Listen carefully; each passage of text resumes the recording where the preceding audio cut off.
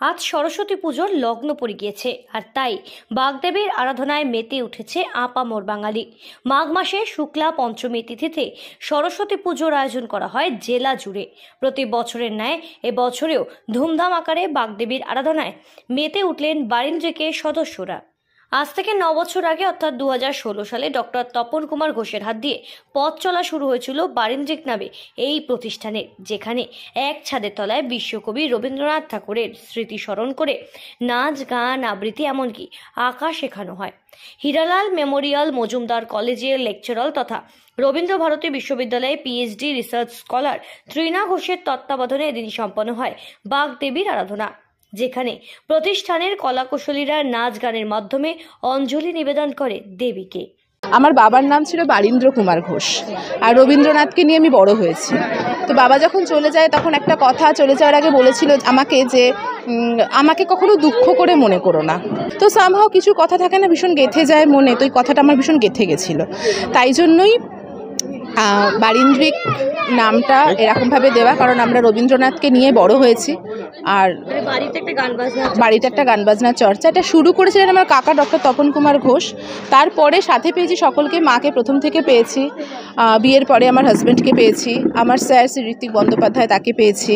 আজকে যে সরস্বতী পুজোর আয়োজনটা আপনারা দেখছেন সেটা ডেফিনেটলি 2016-17 সালে ছিল না। 2000 অবশ্যই চ্যালেঞ্জ ছিল, কারণ আমাকে এখানে এসে এরকমও হয়েছে, আমাকে একজন গানের গার্জেন ভর্তি করতে এসেছে, এসে বলছে যে ও এখানে সিনেমার গান শেখানো হয় না, শুধু রবীন্দ্রসঙ্গীত, ওগুলো তো প্যান প্যানে সুর। এটা শুনতে হয়েছে, কারণ আমাদের বাড়িটা যে এলাকাতে এখানে অতটা সংস্কৃতির চর্চা নয়। এখানে আমি প্রথম যে প্রভাত ফেরি করিয়েছি, এখানে আমি প্রথম, এটা আমার বলতে আজকে খুব গর্ববোধ হয় এই কথাগুলো।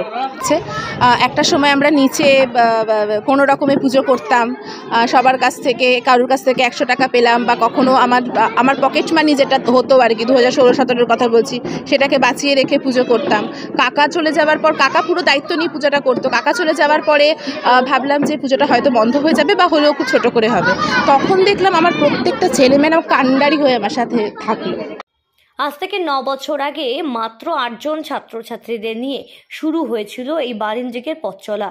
তবে আজ বারিন্দ্রিকের দরবারে শতাধিক সদস্য সামিল হয়েছে। দমদম রেল স্টেশন লাগোয়া ছানাপট্টি এলাকায় অবস্থিত বারিন্দ্রিক নামে এই প্রতিষ্ঠানের সুনাম রাজ্য সহ আজ গোটা দেশে ছড়িয়ে পড়েছে।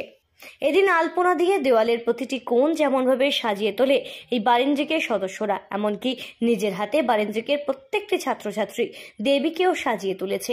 পুজোর শেষে সকলকে প্রসাদ বিতরণ করা হয়। বারিন্দ্রিকের বাগদেবী আরাধনায় এলাকার বহু মানুষরাও সামিল হন, এমনকি বহু বিশিষ্ট ব্যক্তিত্বরা, সাহিত্যিকরা এবং শিল্পীদের সমাগম ঘটে এই দিনের এই পুজোতে। আনন্দ উৎসবে মেতে ওঠে বারিন্দ্রিকের খুদের সদস্য থেকে শুরু করে শিক্ষক শিক্ষিকারাও।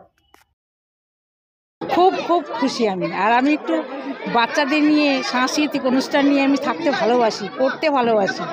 আমি যখন এখানে প্রথম আমার মেয়ের হাত ধরে যখন বললো মা আমি গান ভালোবাসতাম, এক সময় আমি না মানসিক পেশেন্ট হয়ে গেছিলাম।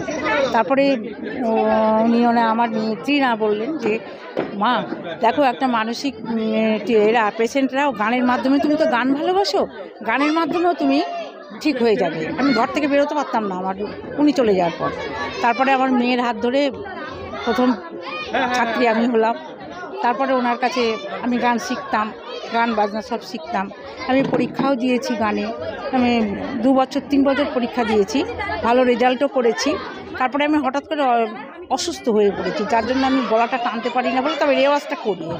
অনেক বয়স হয়ে গেছিলো, তবেও মেয়েকে প্রথম রিড ধরিয়েছেন কিন্তু উনি, সারেগামার রিডটা উনি ধরিয়েছিলেন। আর আমার হাজব্যান্ড তখন তো প্রফেশনালি গান শেখা, গান গাওয়া সেই সময়টা অতটা দেওয়া ছিল না। বাবার হ্যাঁ, আর আমার মেয়ে না ওই বাবার গানের গলাটাই ও পেয়েছে। আমাদের এই প্রথম থেকে ইচ্ছা ছিল যেন সবাই সেটা শিখতে পারে, কোনো আর্থিক সমস্যা বা অন্যান্য সমস্যার জন্য কখনো যেন তার যে ইচ্ছাটা সেটা কোনো দিন যেন বাধা না পড়ে। তো এই নিয়ে আমরা শুরু করেছিলাম বারিন্দ্রিকটা 2016-তে। চলে এই না যে 1 মাস আগে থেকে বা 2 মাস আগে থেকে, এই বছরের পুজো যাবে, আবার সামনের বছরের পুজো নিয়ে আমাদের ডিসকাশন শুরু হয়ে যাবে যে সামনের বছর আমরা কি করব। বিকজ এই সরস্বতী পুজোটাই আমাদের বারিন্দ্রিকের সব থেকে বড় উৎসব বলে আমরা মনে করি। তার জন্য প্রত্যেকটা উৎসবই প্রতিদিনই আমাদের কাছে উৎসব, আমরা যেভাবে থাকি। আমাদের প্রিন্সিপাল যিনি, উনি আমাদের এতটাই নিজের করে নিয়েছেন যে এইটা আমাদের দ্বিতীয় বাড়ি হয়ে গেছে। এখানে আমরা গান গাই, আমরা আঁকি, আমরা নাচি, কবিতা বলি, সবই করি আমরা। আর শুধু তাই নয়, মানে এটা কি বলুন তো, একটা মানসিক আশ্রয় হয় না, তো একটা তৃপ্তির জায়গা এটা আমাদের। এই দিনটা বারিন্দিকের জন্যই খালি রাখি, কারণ বারিন্দিকের যারা সঙ্গে যুক্ত রয়েছেন, এনার সঙ্গে ট্রেনার রয়েছেন, যারা রয়েছেন যুক্ত, প্রত্যেকে এত আন্তরিকভাবে ডাকেন। প্রতি বছর এই দিনটা অন্য প্রোগ্রাম থাকলেও এই দিনটা আসতেই হয় আমাকে। দমদম থেকে সৃঞ্চিনী পোদ্দার রিপোর্ট, সঠিক বার্তা।